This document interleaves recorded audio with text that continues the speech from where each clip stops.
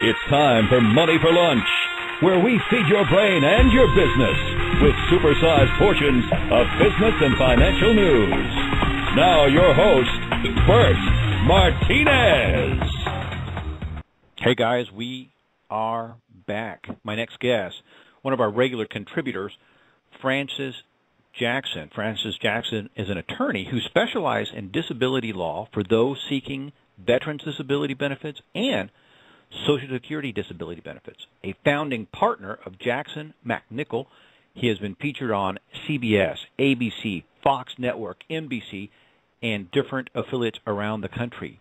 He most recently appeared as a guest of Ben Glass on the Consumer Advocate Show, discussing benefits for veterans and Social Security disability benefits, and how his practice allows him to make a difference in the lives of people facing disabilities. He has been quoted in USA Today and is listed in Cambridge Who's Who. Mr. Jackson was honored by the National Academy of Best-Selling Authors with a Quilly Award in September 2012 for his contribution as a joint author to the Amazon best-selling book, Protect and Defend, where he wrote about protecting one's rights to veteran disability compensation. As always, my pleasure to welcome Francis Jackson to Money for Lunch. My pleasure to be here, Bert. Hey, it's been a while. I'm glad to hear you. I'm glad to have you back. I'm happy to be here. How's everything in Houston? Everything's good. Everything's good. Hey, but I wanted to dive into this because, you know, there seems to be some recent publicity about this backlog of veterans' claims. Walk me through this. What's happening? Oh, there's been a huge furor about it. The current Secretary of Veterans Affairs, Mr. Shinseki, a couple of years ago now, promised that they would get the backlog down. Unfortunately, he hasn't been able to do that in the short run.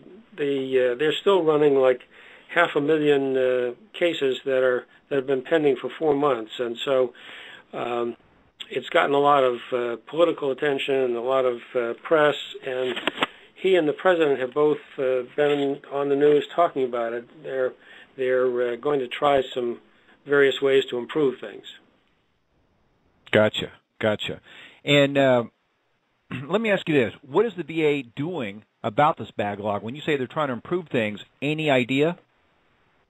Yeah, they've actually made several initiatives, Bert. One is that they have just freed up a bunch of money and authorized a lot of overtime at the VA, and they've actually knocked the backlog of new claims, and I want to be specific. It's new claims we're talking about here. They're dealing with those new claims.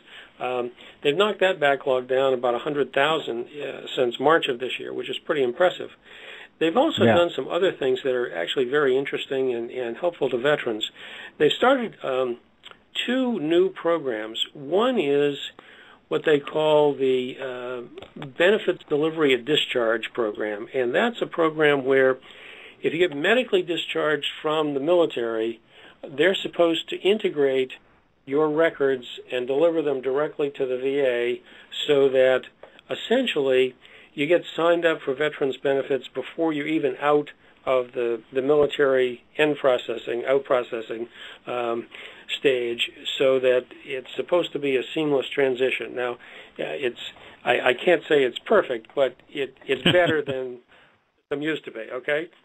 Right. Another thing that they've done that's really very interesting. They got a special dispensation from Congress, and they put in place this new program where they're calling this the fully developed claim program. And what that just means is that a veteran goes on the VA website, says he wants to make a claim, agrees to go through this program, and what it essentially does is to put the responsibility on the veteran for getting all the information and assembling it and transmitting it electronically to the VA, so they don't have to take the time to chase around and get it, which is the slow part of putting claims together usually. Now, the interesting part and the special benefit from Congress on this is to encourage veterans to make their new claims this way. This only applies to new claims, mind you, but to make their new claims this way and to get into this electronic program, what Congress has done is to authorize the Veterans Administration to pay an additional year of back benefits. So say that you file today, and when they finish processing your claim, they've decided that your claim should be rated at say 40%. Okay. Right. What they will do ordinarily, if you make a claim today, is the time that you can be paid for starts today. But in this special program that they're doing, they're giving you an additional year. So say you filed a claim today, and ultimately you get approved for 40%. They'll not only start the benefits from today, but they'll go back to a year past, a year ago today, and start your benefits from there. So it's a wonderful deal for veterans, and anybody who's making a new claim should rush to jump on this bandwagon.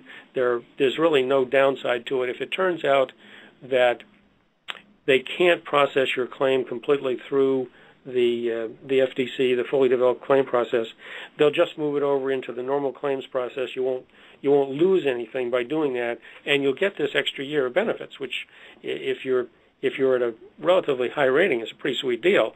If you rate it at 10% and you're getting 120 plus a month, it's not really a huge deal. But if you're at 40, 50, 60%, it's relatively a big deal. So that's another thing they're doing. In the background, if you will, they're working on better electronic processing of claims. They're scanning and digitizing some of the claims that are already ongoing, and they're trying to get people who are either starting a new claim, as we just talked about, or who are just initiating an appeal of a claim that has been denied.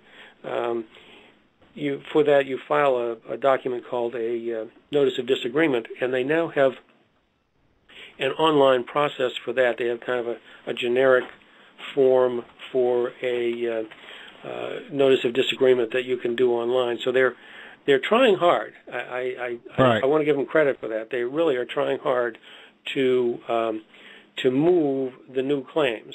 That's the good news. Yeah, and so something that you touched on a little bit there. Let's talk about this. So, what's the effect on veterans whose claims have already been denied? You already mentioned this notice of disagreement, which is a great title, kind of cute. Hey, I disagree. But so, what's the effect? It is a great title. They fill out this form. What's that? It is a great title, isn't it? Yeah, at least it tells you what it is. It's not, which for anybody who ever dealt with the government, sometimes they're not that clear. Am I right? That's for sure. All right, so let's talk about this appeals thing. What's the effect on veterans whose claims have already been denied? They fill out this form, and then what? It starts this appeal. Do they require a lawyer like yourself immediately? What's the deal? Well, the appeals is where the bad news is. What the government is doing here is to try to make themselves look better with a little bit of creative accounting. They're only counting in the claims process the claims that are coming in as new claims. They're not counting the appeals. So when they say they've reduced the backlog, partly that just means they've denied those claims and moved them from the claim stack to the appeal stack. But, some have been granted, so that's a good thing for those folks. In terms of the mechanics of it, the VA has a special law. There's no other department in the country that has one that says that you cannot hire and pay a lawyer to represent you to file your claim.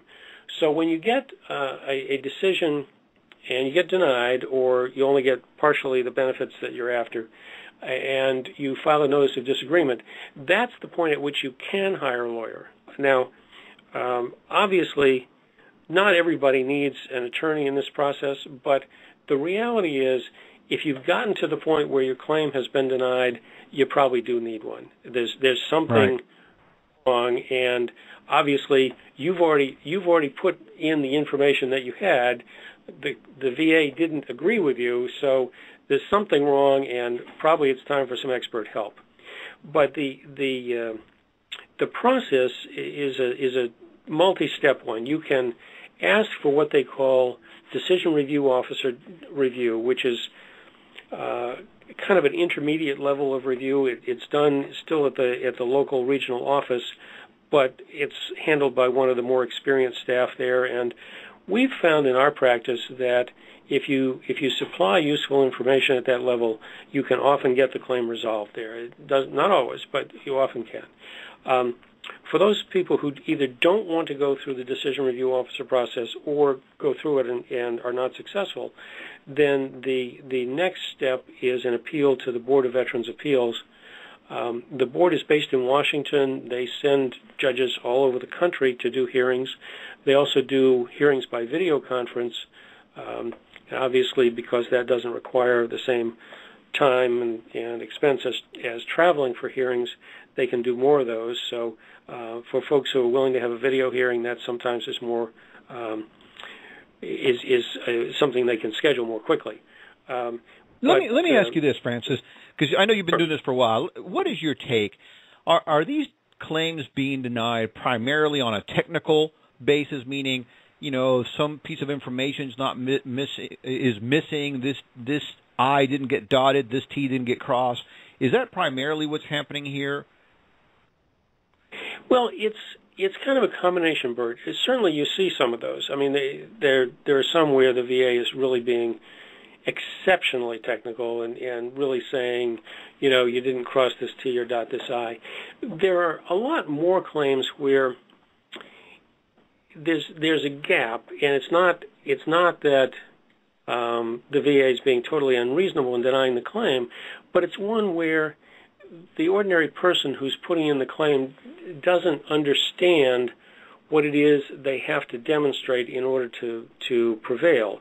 A lot of times what is the missing link is there won't be a nice, clear medical link between I fell and hurt my shoulder in service and I now have a lot of trouble with my right shoulder and I'm making a claim for that problem. You really have to have a physician say in so many words, this current problem is related to this injury in the service and explain the causal mechanism. And a lot of people just don't understand exactly how clear that has to be. They think if they get a letter from their doctor that says, well, Jones fell in the service, now he has a shoulder problem, you ought to give him a rating. They don't understand that they really have to have the doctor spell out how these things are related and why the incident in service caused the current problem. And that's really a large part of what we see. And again, I want to say, I have a very warm spot in my heart, very proud of our fighting men and women, these veterans who put their lives on the line. And I certainly hope that Congress continues to make these movements, these processes easier for them. I'm glad the fact that they're doing this stuff, getting more stuff online. That was a long time in coming. You and I've spoken about that before. It's ridiculous how hard it is to get these claims filed. And I'm glad that, Francis, that you and your firm are out there helping our men and women, because it's such a vital thing that these veterans get their benefits, that their families get taken care of, and that they are rewarded or compensated, I guess is a better term, for the injuries that they sustain protecting our country, right?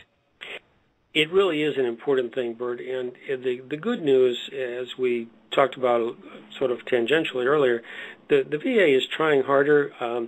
They now have the application process itself online for folks. So the easiest way to make a claim now is to file online. But for those who aren't comfortable with computers or aren't able to use computers or can't afford a computer, you can still make an application by doing it the old-fashioned way, by sending it in the mail, or for folks who have really serious disabilities and aren't able to, either for emotional reasons or physical reasons, to make a claim. You can even have someone else make it on your behalf. Even your congressman can initiate a claim for you. Oh, I love that. I love that. Listen, we're out of time. They just played a little music to let me know that we're way out of time. And as always, it's good to have you here. Guys, if you have questions about getting your disabilities, if you just want to make sure that everything's on track, maybe you've been denied a claim, check out Francis Jackson. Check him out at jackson-MacNichol.com. That's jackson-MacNichol.com. Francis Jackson, thank you so much for stopping by and sharing. My pleasure, Bert. Have a nice day. And we will talk to you guys later. Tune in Monday through Friday here on Money for Lunch. And check out our website at moneyforlunch.com.